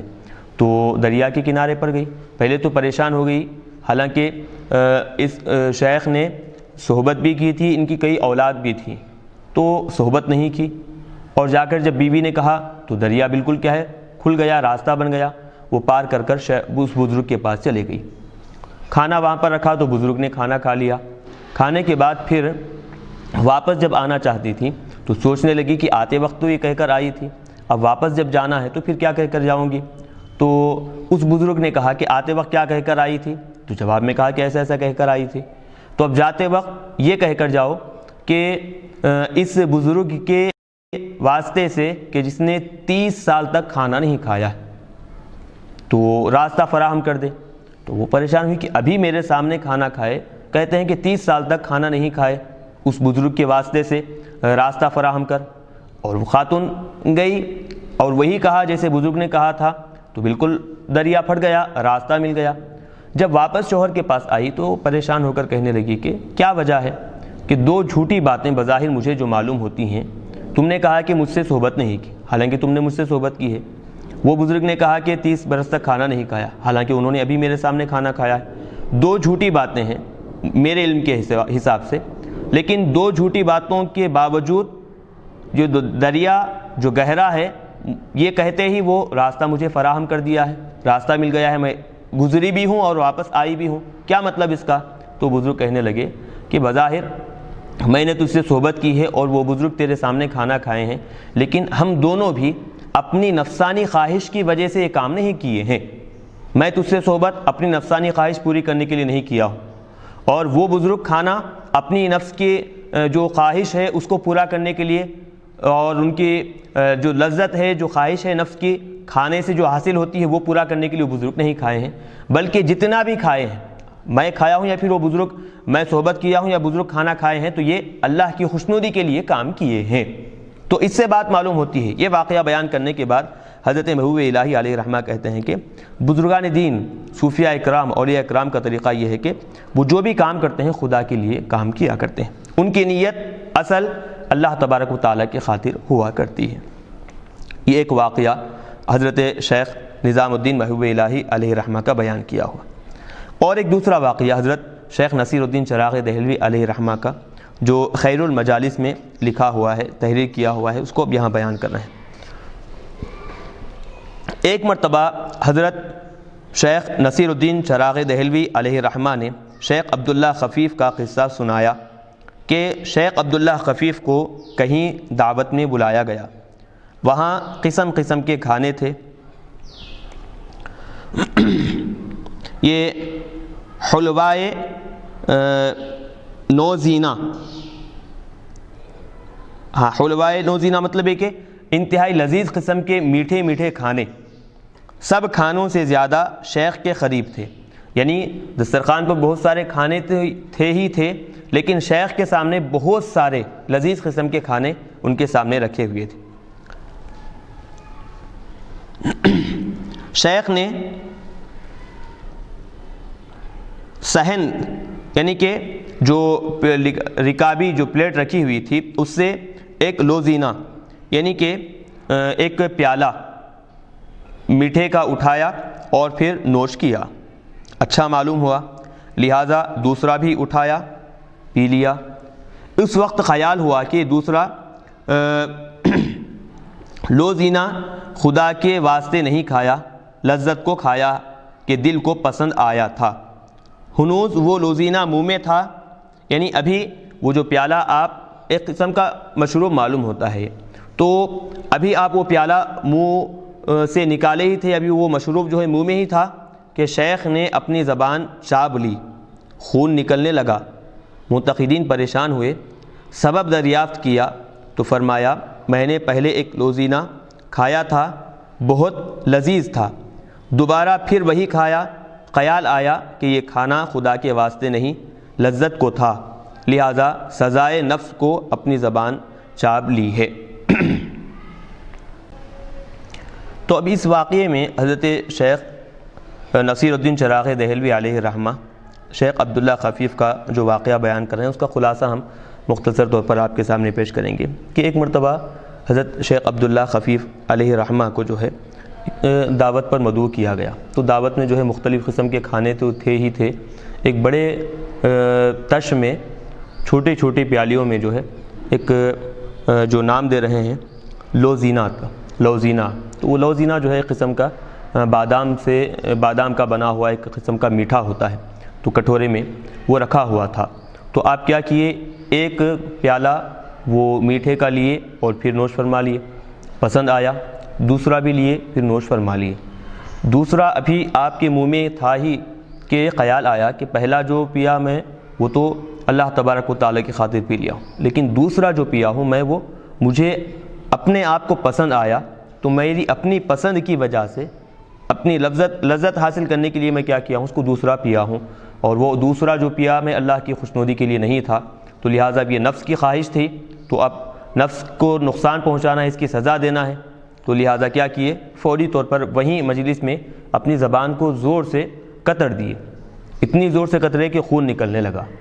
لوگ پریشان ہوئے، مریدین معتقدین تھے، پوچھے کہ آخر یہ کہنے کی وجہ کیا ہے، تو آپ نے پورا واقعہ بیان کیا کہ ایسا ایسا ہوا تھا، تو میں نے اپنے نفس کو سزا دینے کے لیے ایسے ایسے کام کو انجام دیا ہے۔ یہ ہے بزرگان دین کا طریقہ۔ تو جب زندگی اس طرح بسر کی جائے تو اس کی اساس ہی بالکل بدل جاتی ہے۔ تو مفتی صاحب اگر ظاہری اعتبار سے بزرگوں کا یہ طریقہ ظاہری اعتبار سے تو ایسا معلوم ہوتا ہے کہ قرآن مجید کے خلاف ہے، کیونکہ قرآن مجید میں اللہ تعالیٰ ارشاد فرماتا ہے اپنی جانوں کو ہلاکت میں مت ڈالو، اور ایسا کرنا شریعت میں اس کی اجازت نہیں ہے، منع کیا گیا ہے۔ تو اب اس کو ہم جو ہے یہ جو ہمارے اولیاء اللہ ہیں ان کے یہ جو کام ہیں، بے شک قرآن و حدیث کا یہ نچوڑ ہے، یہ اور بات ہے کہ ہمارے یعنی دماغ اور ہماری فکر جو ہے ان تک نہیں پہنچ سکتی، تو اب اس کو ہم کیسے جو ہے قرآن و حدیث کی تناظر میں لیں گے؟ یہ بہرحال وہ قرآن پاک کی آیت بالکل درست ہے، وَلَا تُلْقُوا بِأَيْدِيكُمْ إِلَى التَّهْلُكَةِ، اپنے آپ کو ہلاکت میں مت ڈالو، یہ بات بالکل درست ہے۔ لیکن یہ جو بزرگان دین ہیں، یہ جو ان سے ایسے جو واقعات بزرگان دین سے دیکھنے میں آتے ہیں کہ بعض اپنے آپ کو گرم توے پر کھڑے کر دیتے ہیں، اور پھر بعض کیا ہے زبان جیسے بھی یہاں کاٹنے کا تذکرہ ملتا ہے، تو یہ جو بزرگان دین ہیں ان کے سامنے وہ قرآن پاک کی آیت تو ہے ہی ہے، اصل جو ان کا مقصد ہے یہ اپنے نفس کو ذرا برابر بھی اپنے اوپر غالب آنے نہیں دیتے، اور قرآن کے اور احادیث کی آپ تعلیمات پر غور کریں، حضور پاک علیہ الصلوۃ والسلام کی حیات طیبہ پر غور کریں، اکثر تعلیمات یہی ملتے ہیں کہ انسان کو اپنے نفس کی مخالفت کرنی چاہیے، اور بزرگان دین خاص طور پر اس طریقے کو اختیار کرتے ہیں، اور خاص صوفیہ اکرام اس طریقے کو اختیار کرتے ہیں۔ تو یہ جو کام تھا یہ قرآن اور حدیث کی مخالفت میں نہیں تھا، بلکہ اپنے نفس کو سزا دینے کے لیے کہ کہیں ایسا نہ ہو کہ آج ہم یہ کام کر کر چھوڑ دیے، آج ایک پیالہ ہم پی لیے تو نفس کو کچھ سزا نہ دی، آگے چل کر اور کوئی چیز پسند آئے گی، اور کوئی چیز استعمال کر لیں گے، آگے چل کر آہستہ آہستہ یہ چیز اور بڑھتی چلی جائے گی۔ کب؟ اگر آج ہی ہم اس کو سزا نہ دیں، آج ہم اس کو سزا دیں گے، آئندہ جب وہ کام کرنے کی کوشش کرے گا، دوسری اور چیز اپنی پسند کی استعمال کرنے کی کوشش کرے گا، تو خیال آئے گا کہ پہلی مرتبہ جب میں اپنی پسند سے کام کیا تھا یہ سزا ملی تھی، اب یہ کام کروں گا تو پھر دوبارہ مجھے ایسی سزا ملے گی، تو آئندہ اپنی پسند کے لیے اللہ کی رضا کو چھوڑ کر، اللہ کی خوشنودی کو چھوڑ کر اپنی پسند کے لیے کام کرنے کو نفس پیچھے رہے گا۔ تو یہ صوفیہ اکرام کا طریقہ تھا، ان کی زندگی میں کبھی وہ قرآن کی مخالفت کرنا وہ اصل مقصد نہیں تھا، ان کا اصل مقصد کیا تھا؟ نفس کو ذرا برابر بھی اپنے اوپر غالب آنے نہیں دینا، یہ ان کا اصل مقصد تھا۔ تو ان مقاصد کے تحت جتنے بھی بزرگان دین ہیں آپ دیکھتے چلے جائیں، بعض بزرگوں کی زندگی میں آتا ہے کہ کھانا کھانے کے بعد گرم توے پر وہ کھڑے ہو گئے اور کہنے لگے کہ میں اللہ تبارک و تعالیٰ کے حکم پر ایک کھانا کھایا ہوں، تو گرم توے پر کھڑے ہونا یہ بھی تو اپنے آپ کو ہلاک کرنے کا ہے، اور پھر بعض گرم تپتی ہوئی ریت پر کھڑے ہونے کا تذکرہ ملتا ہے۔ تو بہرحال جتنے بھی بزرگان دین سے ایسی چیزیں ملتی ہیں تو بات دراصل یہی ہے کہ وہ نفس کو ذرا برابر بھی اپنے اوپر غالب آنے نہیں دیتے۔ آگے بتا رہے ہیں کہ جب زندگی اس طرح بسر کی جائے تو اس کی اساس ہی بالکل بدل جاتی ہے، یعنی زندگی جب ایسی بسر کریں تو اس کی جو بنیاد ہے وہ بنیاد ہی بالکل کیا ہے، بدل جاتی ہے۔ انسان کا ہر کام عبادت بن جاتا ہے، جو بھی کام انسان کرتا ہے تو وہ عبادت بن جاتا ہے۔ عبادت کے اسی مفہوم کو رسول اکرم صلی اللہ علیہ وسلم نے اس طرح سمجھایا کہ ایک مرتبہ حضرت سعد رضی اللہ عنہ نے ارادہ کیا کہ اپنی ساری دولت راہ خدا میں دے دے، اللہ کی راہ میں ساری کی ساری دولت خرچ کر دے۔ تو آقا علیہ الصلوۃ والسلام نے فرمایا، اے سعد، جو کچھ اس نیت سے خرچ کرو کہ اس سے خداوند تعالیٰ کی ذات مقصود ہو، اس کا تم کو ثواب ملے گا۔ یعنی حضرت سعد کیا ارادہ کیے کہ اپنا سارا کا سارا مال اللہ کی راہ میں دے دینے کا ارادہ کیے۔ تو حضرت سعد نے کہا، آقا علیہ الصلوۃ والسلام نے ارشاد فرمایا کہ اے سعد، ایسا نہیں ہے، بلکہ طریقہ یہ ہے کہ تم جس کو بھی عطا کرو، گھر بار والوں کو، اہل و عیال کو، دوست احباب کو، جتنا بھی عطا کرو، جب بھی دے رہے ہو نیت یہ کرو کہ اللہ کی خوشی کے لیے میں یہ کام کر رہا ہوں، تو اس کے اس عمل پر اللہ تبارک و تعالیٰ خوش ہوگا اور تم کو ثواب بھی ملے گا۔ یہاں تک کہ جو لقمہ تم اپنی بیوی کے منہ میں دو، اس کا بھی ثواب ہے۔ یعنی پکا پکایا ہوا کھانا سامنے ہے اور پھر شوہر اپنے ہاتھ سے بیوی کے منہ میں لقمہ رکھ رہا ہے، تو یہ جو نیک کام کیا ہے اس کا بھی تمہیں ثواب عطا کیا جاتا ہے۔ یعنی چھوٹا سا کام بھی اگر اللہ کے لیے کیے ہیں، اس کا ثواب تمہیں مل جائے گا۔ ایک مرتبہ حضور سرور کائنات صلی اللہ علیہ وسلم نے حضرت ابو مسعود انصاری رضی اللہ عنہ سے فرمایا، مسلمان اگر ثواب کی نیت سے اپنی بیوی کا نفقہ پورا کرے، وہ بھی صدقہ ہے۔ یعنی ثواب کی نیت سے بیوی کا جو روز مرہ کا جو خرچہ ہے وہ بھی اگر ثواب کی نیت سے دے رہا ہے تو ایک تو نفقہ تو ملے گا ہی ملے گا، بیوی کو مل جائے گا، لیکن نیت صحیح کرنے کی وجہ سے اللہ تبارک و تعالیٰ اس نفقے پر ثواب بھی عطا فرمائے گا۔ صدقہ دینے پر جتنا ثواب ملتا ہے تو بیوی کو نفقہ دینے پر بھی اتنا ثواب اللہ کی طرف سے عطا ہوگا۔ اب یہ جو میٹھا کھانے کا جو واقعہ ہے وہ سرکار نظام الدین محبوب الہی کا ہے یا پھر کسی اور بزرگ کا واقعہ سرکار محبوب الہی یہاں پر ذکر فرما رہے ہیں؟ پہلا جو واقعہ تھا وہ دریا کے کنارے پر جو بزرگ، وہ حضرت محبوب الہی علیہ رحمہ کا بیان کیا ہوا ہے۔ یہ جو واقعہ ہے میٹھے کھانے کا، یہ حضرت خواجہ نصیر الدین چراغ دہلوی علیہ رحمہ وہ بیان کیے ہیں۔ جی، مطلب کسی بزرگ کا واقعہ ہے، دوسرے بزرگ کا واقعہ آپ بیان کیے۔ وہ پہلا واقعہ بھی دوسرے بزرگ کا تھا، حضرت شیخ محبوب الہی علیہ رحمہ بیان کیے۔ تو یہ ساری چیزوں کو بیان کرنے کے بعد اب بتا رہے ہیں کہ یہ ہے خدا کے لیے جینا، اور یہ ہے نیت کا وہ انقلاب جو انسان کی زندگی میں ایک بنیادی تغیر پیدا کر دیتا ہے۔ یعنی انسان کی زندگی میں ایک بنیادی تبدیلی پیدا کر دیتا ہے کہ نیت انسان کی یہ ہوتی ہے کہ یہ کام میں خدا کے لیے کر رہا ہوں، تو اس کی وجہ سے جو بھی کام کرے گا وہ کام ایک تو عبادت تصور کیا جائے گا، اور وہ اس کا جینا اللہ کے لیے جینا یہ سمجھا جائے گا۔ جب خدا کے لیے جینے کا یہ وسیع مفہوم تسلیم کر لیا جائے، یعنی خدا کے لیے جینا، جیسے پہلے بتائیں کہ ایک لفظ اگرچہ مختصر ہے، جملہ بالکل چھوٹا سا ہے، لیکن اتنا بڑا اس کے اندر مفہوم ہے، اتنے زیادہ اس کے اندر معنی شامل ہیں، تو پھر انسان کا ہر دنیاوی کام عبادت بن جائے۔ یعنی انسان جو دنیا میں کام کرتا ہے وہ سارے کے سارے کام کیا ہے، عبادت بن جائیں گے۔ کب؟ جبکہ اس کی زندگی کا مقصد کیا ہو، خدا کے لیے جینا، اور پھر خدا کو راضی کرنے کے لیے جینا ہو، بلکہ اس کی پوری زندگی ہی عبادت الہی ہو جاتی ہے۔ ویسے ہی عبادت جس کی طرف اس آیت میں اشارہ کیا گیا ہے، وما خلقت الجن والانس الا لیعبدون، میں نے جنوں کو اور انسانوں کو اس لیے پیدا کیا کہ وہ میری عبادت کریں۔ تو اب جب انسان ایسی زندگی گزارے گا، اپنی دنیاوی سارے کے سارے کاموں میں اللہ کی خوشنودی، اللہ کی محبت، اللہ کی رضامندی مد نظر رکھے گا، تو اس کی پوری زندگی، پورا وقت اس کا عبادت میں گزر جائے گا۔ کیسی عبادت؟ ویسی ہی عبادت جیسے اللہ نے جس عبادت کے لیے اس کو پیدا فرمایا ہے۔ آگے بیان کرتے ہیں، صوفیہ کا کہنا ہے کہ زندگی صرف وہی ہے جو یاد حق میں بسر کی جائے، باقی سب سراب ہے۔ سراب یعنی دھوکہ، دور سے دکھائی دینے والی شے، لیکن قریب جب جا کر دیکھیں تو کوئی چیز وہاں پر موجود نہ ہو، اور دھوکہ۔ حضرت محبوب الہی علیہ رحمہ فرمایا کرتے تھے کہ زندگی تو عبادت ہی یاد حق سے ہے، یعنی زندگی تو عبارت ہی یاد حق سے ہے، یعنی زندگی کہتے ہی اسے ہیں کہ جو یاد حق میں اللہ تبارک و تعالیٰ کی یاد میں گزرے، اسی کو اصل زندگی کہتے ہیں۔ سبحان اللہ، سبحان اللہ، آئے ہائے ہائے۔ اس کی وضاحت میں انہوں نے یہ قصہ بیان فرمایا جو بڑا نصیحت آموز ہے۔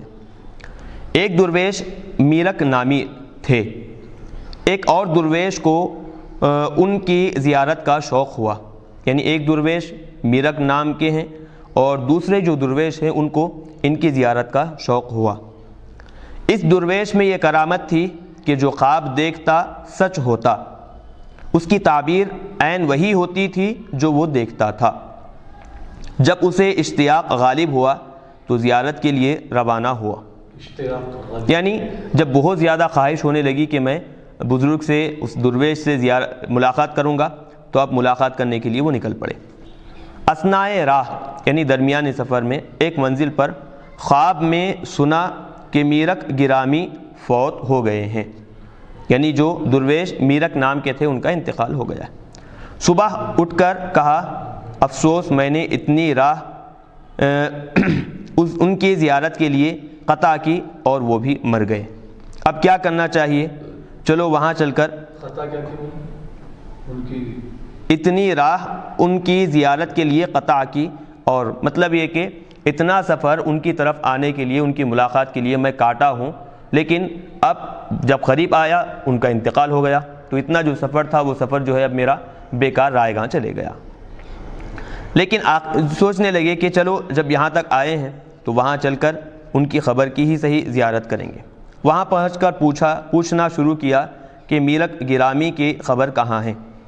سب نے کہا وہ تو زندہ ہے اور تم خبر کی بابت پوچھتے ہو، یعنی ابھی وہ بزرگ زندہ ہیں اور تم ان کی خبر کے بارے میں پوچھ رہے ہو۔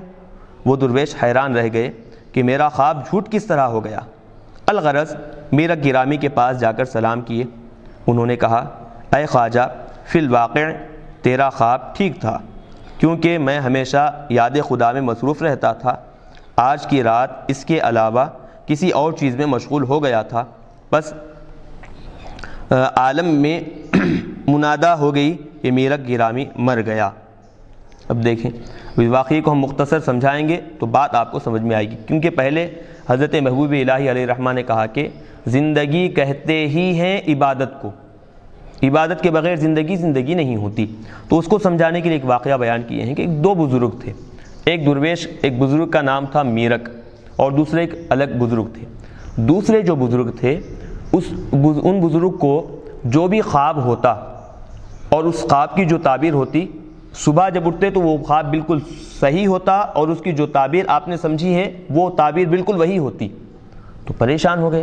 تو اب بہت زیادہ خواہش ہوئی کہ یہ میرک نامی جو بزرگ ہیں ان سے ملاقات کریں، تو آہستہ آہستہ اور زیادہ دل میں جذبہ اور شوق پیدا ہو گیا کہ کیوں نہ کسی بھی طرح سے کیا ہے وہ کیا کریں، میرک نامی بزرگ سے ملاقات کریں۔ تو ایک دن پکا ارادہ کر گھر سے نکل گئے کہ میرک نامی جو بزرگ ہیں ان سے ملاقات کریں گے۔ تو راستے میں چونکہ سفر طے کیے تھے، تھکان کی وجہ سے ایک مقام پر آپ آرام کرنے لگے۔ آنکھ لگ گئی، خواب میں کیا دیکھتے ہیں کہ ایک کہنے والا کہہ رہا ہے کہ میرک نامی جو درویش ہیں جن سے یہ بزرگ ملاقات کرنے کے لیے جا رہے ہیں ان کا انتقال ہو گیا ہے۔ تو اب چونکہ ان کو جو بھی خواب آتے تو وہ سچ ہوتے تھے، تو اب یہ سمجھے کہ خواب آ گیا ہے تو لہٰذا ان کا انتقال ہو گیا ہے، اتنا جو سفر میں طے کر آیا ہوں بالکل رائے گاں چلا گیا، تو اب کیا کریں؟ سوچنے لگے کہ چلو اب جب یہاں تک آئے ہیں ان کا انتقال ہوا ہے، چلو کم سے کم ان سے نہ صحیح ان کی خبر کی زیارت تو کر لیں گے۔ چنانچہ مقام پر پہنچنے کے بعد لوگوں سے دریافت کرنے لگے کہ میرک نامی بزرگ کی خبر کہاں پر ہے۔ لوگ پریشان ہو کر کہنے لگے کہ ابھی تو وہ زندہ ہے، باحیات ہیں، ان کی خبر کے بارے میں تم پوچھ رہے ہو۔ تو اب یہ پریشان ہوئے کہ اب تک مجھے جو بھی خواب آتے وہ سچ ہوتے تھے، لیکن اب یہ خواب جھوٹا کیسے ہوا؟ لہٰذا وہ سیدھا وہ جو میرک نام کے جو بزرگ ہیں، جو درویش ہیں، ان کے پاس گئے اور سارا حال بیان کیے۔ انہوں نے کہا یقیناً تمہارا خواب بالکل درست ہے، میں ہر رات جو ہے اللہ تبارک و تعالیٰ کی عبادت میں گزارا کرتا تھا، پوری رات میں اللہ کی عبادت میں گزارتا تھا۔ کل رات ہوا یہ کہ میں اپنے دوسرے کام میں مشغول ہو گیا جس کی وجہ سے اللہ کی عبادت نہیں کر سکا، تو یہ عبادت نہ کرنے کی وجہ سے پورے عالم میں یہ اعلان کروایا گیا کہ میرک نام کا جو بزرگ ہے اس کا انتقال ہو گیا ہے، فوت ہو گیا ہے۔ تو وہ ایک رات عبادت نہ کرنا گویا ان کی زندگی میں وہ داخل نہیں ہے، تو اسی لیے ندا کروائی گئی۔ تو معلوم ہوا اب اس واقعے سے ہمیں یہ بات سمجھ میں آتی ہے کہ بزرگان دین کی زندگی جو عبادت میں جو لمحات گزرے وہی زندگی وہ سمجھتے تھے، ان کے علاوہ جتنے لمحات ہیں وہ سب کے سب بیکار اور رائے گاں وہ سمجھا کرتے تھے۔ سبحان اللہ، سبحان اللہ، آئے ہائے ہائے۔ چلیے آگے بتا رہے ہیں محبت الہی کا اثر انسانی زندگی پر۔ پہلے تو بتائے کہ یہ اللہ کی محبت اور دوسرا ہے خدا کے لیے جینا، اور یہ تیسری چیز بتا رہے ہیں محبت الہی کا اثر انسانی زندگی پر۔ محبت الہی کا جذبہ جب انسان کے دل میں گھر کر لیتا ہے، یعنی انسان کے دل میں بیٹھ جاتا ہے، تو فکر و عمل کا کوئی گوشہ اس سے اثر پذیر ہوئے بغیر نہیں رہتا۔ یعنی محبت الہی جب انسان کے زندگی میں آ جاتی ہے تو انسان کی زندگی کا ہر گوشہ محبت الہی سے متاثر ہو جاتا ہے، اس کا ہر عمل، سوچنا، دیکھنا، بات کرنا، وہ سب کی سب کیا ہے محبت الہی کے ذریعے سے ہی، محبت الہی سے ہی ہونے لگتے ہیں۔ محبت الہی کا سب سے بڑا اور گہرا اثر یہ ہوتا ہے کہ انسانی زندگی میں مرکزیت پیدا ہو جاتی ہے۔ یہ مرکزیت نظام ربوبیت کی ایک شان اور خدا کی وحدانیت پر کامل ایمان کا لازمی نتیجہ ہے۔ شرک انسانی فکر و عمل کی مرکزیت کو فنا کرتا ہے، اسی لیے کوئی انسانی گناہ اس سے بڑھ کر شدید نہیں ہو سکتا۔ پھر جو چیز اس مرکزیت کو، جو ایمان کی اصلی شان ہے، برقرار ہی نہیں بلکہ صحیح معنی میں پیدا کرتی ہے، وہ محبت ہے۔ یعنی محبت الہی میں جب انسان آہستہ آہستہ بڑھتا چلا جاتا ہے تو وہ انسان کیا ہے، ایک بالکل لوگوں کا ایک مرکز بن جاتا ہے وہ، اور پھر کیا ہے وہ جیسے جیسے انسان گناہوں سے دور ہوتا چلا جاتا ہے، محبت الہی بڑھتی چلی جاتی ہے، تو ویسے ہی اس کے مدارج اور اس کی انسانی زندگی کے ہر گوشے پر اس کا اثر ہوتا چلا جاتا ہے، ہر گوشہ، ہر حصے پر۔ دوسری بات، اللہ سے سچی محبت کا رشتہ رکھنے والا انسان ہر وقت اپنے آپ کو اس کی بارگاہ میں پاتا ہے۔ خدا کی موجودگی کا یقین اس کو اس طرح ہوتا ہے گویا اپنی آنکھوں سے دیکھ رہا ہے۔ میر خورد رحمۃ اللہ علیہ نے حضرت خواجہ شیخ نظام الدین اولیاء علیہ رحمہ کے متعلق لکھا ہے کہ وہ خدا کی طرف اس محویت کے ساتھ متوجہ رہتے تھے گویا اس کی طرف دیکھ رہے ہیں۔ یعنی حضرت شیخ نظام الدین محبوب الہی علیہ رحمہ اللہ تبارک و تعالیٰ کی طرف ایسے عالم میں متوجہ ہوتے گویا یوں محسوس ہوتا دیکھنے والوں کو کہ گویا آپ اللہ تبارک و تعالیٰ کا دیدار کر رہے ہیں، اللہ تبارک و تعالیٰ کو دیکھ رہے ہیں۔ ایسی کیفیت کے ساتھ اللہ کی طرف آپ متوجہ ہوا کرتے تھے۔ جب انسان ذات باری تعالیٰ کو اس طرح اپنے نزدیک محسوس کرنے لگتا ہے تو معصیت کی تمام راہیں، یعنی گناہوں کی تمام راہیں اس کی زندگی میں بند کر دی جاتی ہیں۔ وہ گناہ کرنے کے قابل ہی نہیں رہتا۔ مالکی یوم الدین کا دربار ہر وقت اس کی آنکھوں کے سامنے ہوتا ہے۔ وہ اپنے محبوب میں اتنا محو یعنی گم ہو جاتا ہے کہ گناہ کرنے کی فرصت ہی اس کو نہیں ملتی۔ حضرت شیخ داتا گنج بخش علی حجویری علیہ رحمہ نے لکھا ہے کہ صرف یہ علم کہ خدا دیکھ رہا ہے انسان کو معصیت سے روکتا ہے۔ یعنی صرف اپنے ذہن میں اس بات کو رکھ لینا کہ خدا دیکھ رہا ہے، بس یہ خیال، یہ بات ذہن میں آ جانا انسان کو گناہوں سے روکنے کے لیے بات کافی ہے۔ سبحان اللہ، سبحان اللہ۔ جب بندہ یہ بات یقین کی روح سے جان لے خدا اس کو دیکھ رہا ہے تو وہ ہرگز ایسا کام نہ کرے گا جس سے اس کو قیامت کے دن خدا کے سامنے شرمندہ ہونا پڑے۔ لیکن جب معبود حقیقی کی ذات ہر وقت آنکھوں کے سامنے ہو تو زندگی کے انقلاب کا اندازہ لگانا مشکل ہے۔ تو اب دیکھیں، اب یہاں پر ایک چیز بتا رہے ہیں، ایک واقعہ شیخ حجویری علیہ رحمہ نے اس کی تشریح میں ایک قصہ لکھا ہے۔ بصرہ کا ایک رئیس یعنی بصرہ کا رہنے والا ایک مالدار آدمی اپنے باغ میں گیا۔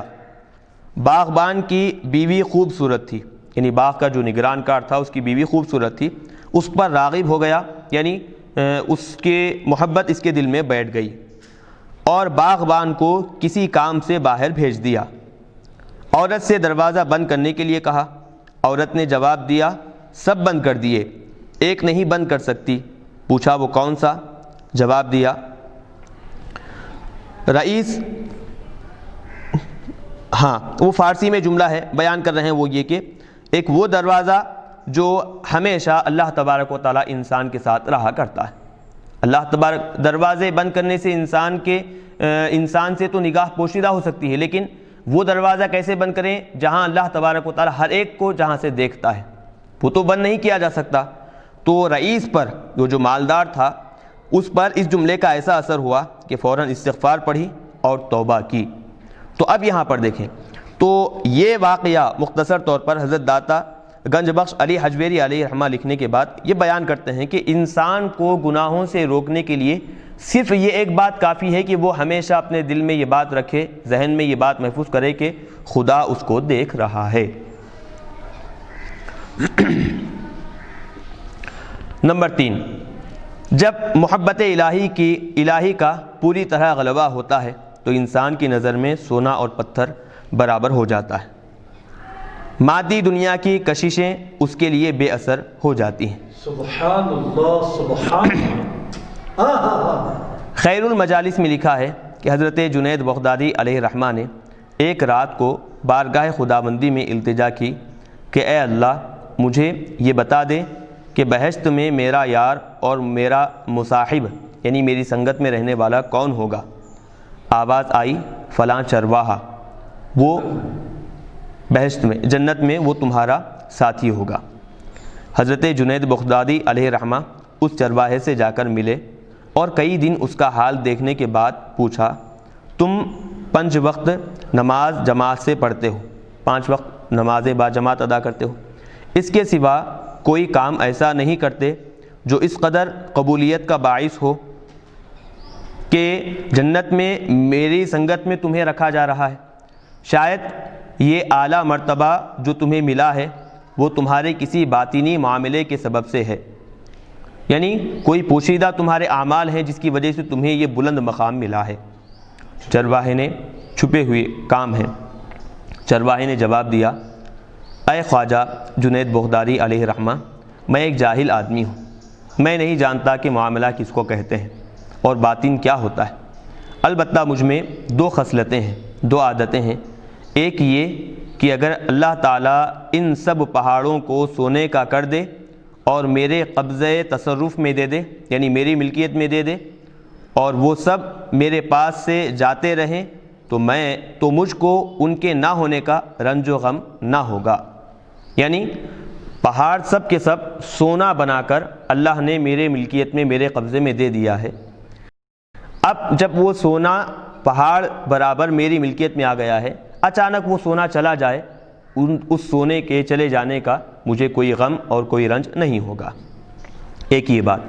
دوسرے یہ کہ اگر کوئی مجھ پر جفا کرے یا مجھ سے احسان و وفا کرے تو میں وہ جفا اور وفا اس کی طرف سے نہیں جانتا، بلکہ یہ سب اللہ کی طرف سے جانتا ہوں۔ یہ سب کیفیات محبت الہی سے پیدا ہوتی ہیں۔ تو یہ حضرت خواجہ جنید بغدادی علیہ رحمہ، یہ وہ جو آدمی تھا، اس آدمی کے جو قبولیت کے جو کام تھے، ان کاموں میں سے 2 کام یہاں پر بیان کیے۔ نمبر 4، جب محبت الہی اس درجے پر پہنچ جائے کہ میں نے اپنا کام اپنے محبوب کے حوالے کر دیا، خواہ اب وہ مجھے زندہ رکھے یا مار ڈالے، تو انسان میں توکل اور استغنا کی ایک عجیب کیفیت پیدا ہو جاتی ہے۔ توکل یعنی بھروسہ، استغنا یعنی بے نیازی، اس کی ایک عجیب کیفیت انسان کے اندر پیدا ہو جاتی ہے۔ جب دنیا کی جاہ و حشمت، دولت و ثروت اس کے سامنے آتی ہے تو وہ یہ کہہ کر منہ موڑ لیتا ہے الیس اللہ بکافٍ عبدہ، کیا اللہ بندے کے لیے کافی نہیں ہے؟ اللہ کی ربوبیت پر کامل ایمان رکھنے والا انسان اپنے رزق کی طرف سے بے نیاز ہو جاتا ہے۔ وہ اللہ کے اس وعدے پر پورا یقین رکھتا ہے کہ من یتق اللہ یجعل لہ مخرجا ویرزقہ من حیث لا یحتسب ومن یتوکل علی اللہ فہو حسبہ۔ جو تقوی اختیار کرتا ہے اور اس کے لیے راستہ نکالتا ہے، تو جو تقوی اختیار کرتا ہے تو اللہ اس کے لیے راستہ نکالتا ہے، اور ایسی جگہ سے رزق فراہم کرتا ہے، رزق عطا کرتا ہے جہاں کسی کا گمان بھی نہیں ہوتا۔ جو اللہ پر توکل کرتا ہے اللہ اس کے لیے کافی ہوتا ہے۔ یہی وہ یقین ہے جو اس کو دارا و سکندر سے اونچا اٹھا دیتا ہے۔ اقبال نے سچ کہا ہے، اپنے رازق کو نہ پہچانے تو محتاج ملوک، اور پہچانے تو ہے تیرے گدا دار و جم۔ یعنی رازق کی پہچان اور اس کے احسان اگر انسان کو حاصل ہو جائیں تو یقیناً وہ کسی چیز کا محتاج نہیں رہتا۔ اگر سب چیزیں اس کے پاس ہیں لیکن رازق کا علم نہیں ہے، رازق کی پہچان نہیں ہے، تو لہٰذا وہ سب ہوتے ہوئے بھی لوگوں کا محتاج بن جاتا ہے۔ تو بزرگان دین کا طریقہ ہی یہی تھا کہ وہ کیا ہے، اللہ تبارک و تعالیٰ کو عزیز ترین رکھتے ساری کی ساری چیزوں سے۔ یہی وجہ ہے کہ وہ دنیا کی چیزوں کو ایک ہیچ انداز میں دیکھا کرتے تھے، بالکل کمزور، کم ترین، حقیر ترین چیزیں سمجھا کرتے تھے۔ کشف المحجوب میں لکھا ہے کہ ایک بادشاہ نے ایک فقیر سے کہا کہ مجھ سے کچھ مانگ۔ بادشاہ نے فقیر سے کہا کہ مجھ سے کچھ مانگ۔ جواب دیا، میں اپنے غلاموں سے کیا مانگوں؟ بادشاہ کو فقیر نے جواب دیا کہ میں اپنے غلاموں کے غلام سے کیا مانگوں؟ بادشاہ نے کہا، یہ کیا کہا تو نے؟ غلاموں کا غلام کیسے؟ جواب دیا، میرے 2 بندے ہیں اور وہ 2 بندے تیرے آقا ہیں۔ میرے 2 بندے کون؟ ایک حرص، دوسرے امید، اور وہ دونوں بھی تجھ پر حکمرانی کرتے ہیں۔ تیرے اندر حرص بھی زیادہ ہے اور امیدیں بھی بہت زیادہ ہے، اور میں ان کو کیا ہے اپنا غلام بنا کر رکھا ہوں، کبھی وہ ان کو میں اپنے اوپر غالب آنے نہیں دیتا۔ سبحان اللہ، سبحان اللہ، کیا کہنے دیکھیں اب یہ کتنی عظیم بات ہے یہ کہ بزرگان دین کا طریقہ کار یہ ہوتا کہ جو بادشاہ جس کو بڑے مقام پر رکھتے ہیں تو بزرگان دین ان چیزوں کو اپنے قدموں میں ڈال کر رکھ دیتے ہیں۔ انسانی کردار کے نشو نما اور تشکیل میں اس احساس کا کہ وہ اپنی روزی کے لیے کسی دنیاوی طاقت کا محتاج ہے بڑا مہلک اثر پڑتا ہے۔ تعمیر خودی اس وقت تک ممکن ہی نہیں جب تک انسان اپنے پورے ایمانی جذبے کے ساتھ حق تعالیٰ کو اپنا روزی رساں نہ مان لے۔ حاصل کلام یہ ہے کہ اگر اللہ کی محبت انسان کے دل میں جاگزی ہو جائے، یعنی انسان کے دل میں پیدا ہو جائے، تو اس کی زندگی کا سانچہ ہی بدل جاتا ہے۔ ان کی زندگی ہی کیا ہے، انسان کی بدل جاتی ہے۔ فکر و عمل کی بلندی، خدمت خلق، راست بازی اور سچائی، کتنی خوبیاں ہیں جو صرف اسی جذبے کا نتیجہ ہوا کرتے ہیں۔ چلیے تو اب ہم آج کے سبق کو اب ہم یہاں پر روکیں گے۔ یہاں سے ایک نیا پیراگراف شروع ہو رہا ہے، وہ ہے محبت الہی کی عملی راہ۔ انشاءاللہ ہم اس کو آئندہ درس میں رکھیں گے۔ اخیر میں اللہ تبارک و تعالیٰ سے دعا ہے کہنے سننے سے زیادہ عمل کرنے کی توفیق عطا فرمائے۔ بزرگان دین کی جو تعلیمات ہم یہاں پر پڑھ رہے ہیں، سن رہے ہیں، اور جو حضرات ہمارے اس چینل کے ذریعے سے ان تعلیمات کو دیکھ رہے ہیں، اللہ تبارک و تعالیٰ ہم سب کو اس پر عمل کرنے کی توفیق عطا فرمائے۔ ان تعلیمات کے ذریعے سے ہماری زندگیوں میں تبدیلی پیدا فرمائے، اور خاص طور پر اس ریکارڈنگ، خاص طور پر یہ جو کتاب ریکارڈ کروا رہے ہیں سید مکرم کوتوال چشتی صاحب، اللہ تبارک و تعالیٰ ان کو بھی جزائے خیر عطا فرمائے، دین اور دنیا میں ہم سب کے لیے بھلائی اور پھر نجات کا ذریعہ بنائے۔ وصلی اللہ تعالیٰ وسلم علی خیر خلقہ محمد و آلہ و اصحابہ اجمعین والحمد للہ رب العالمین۔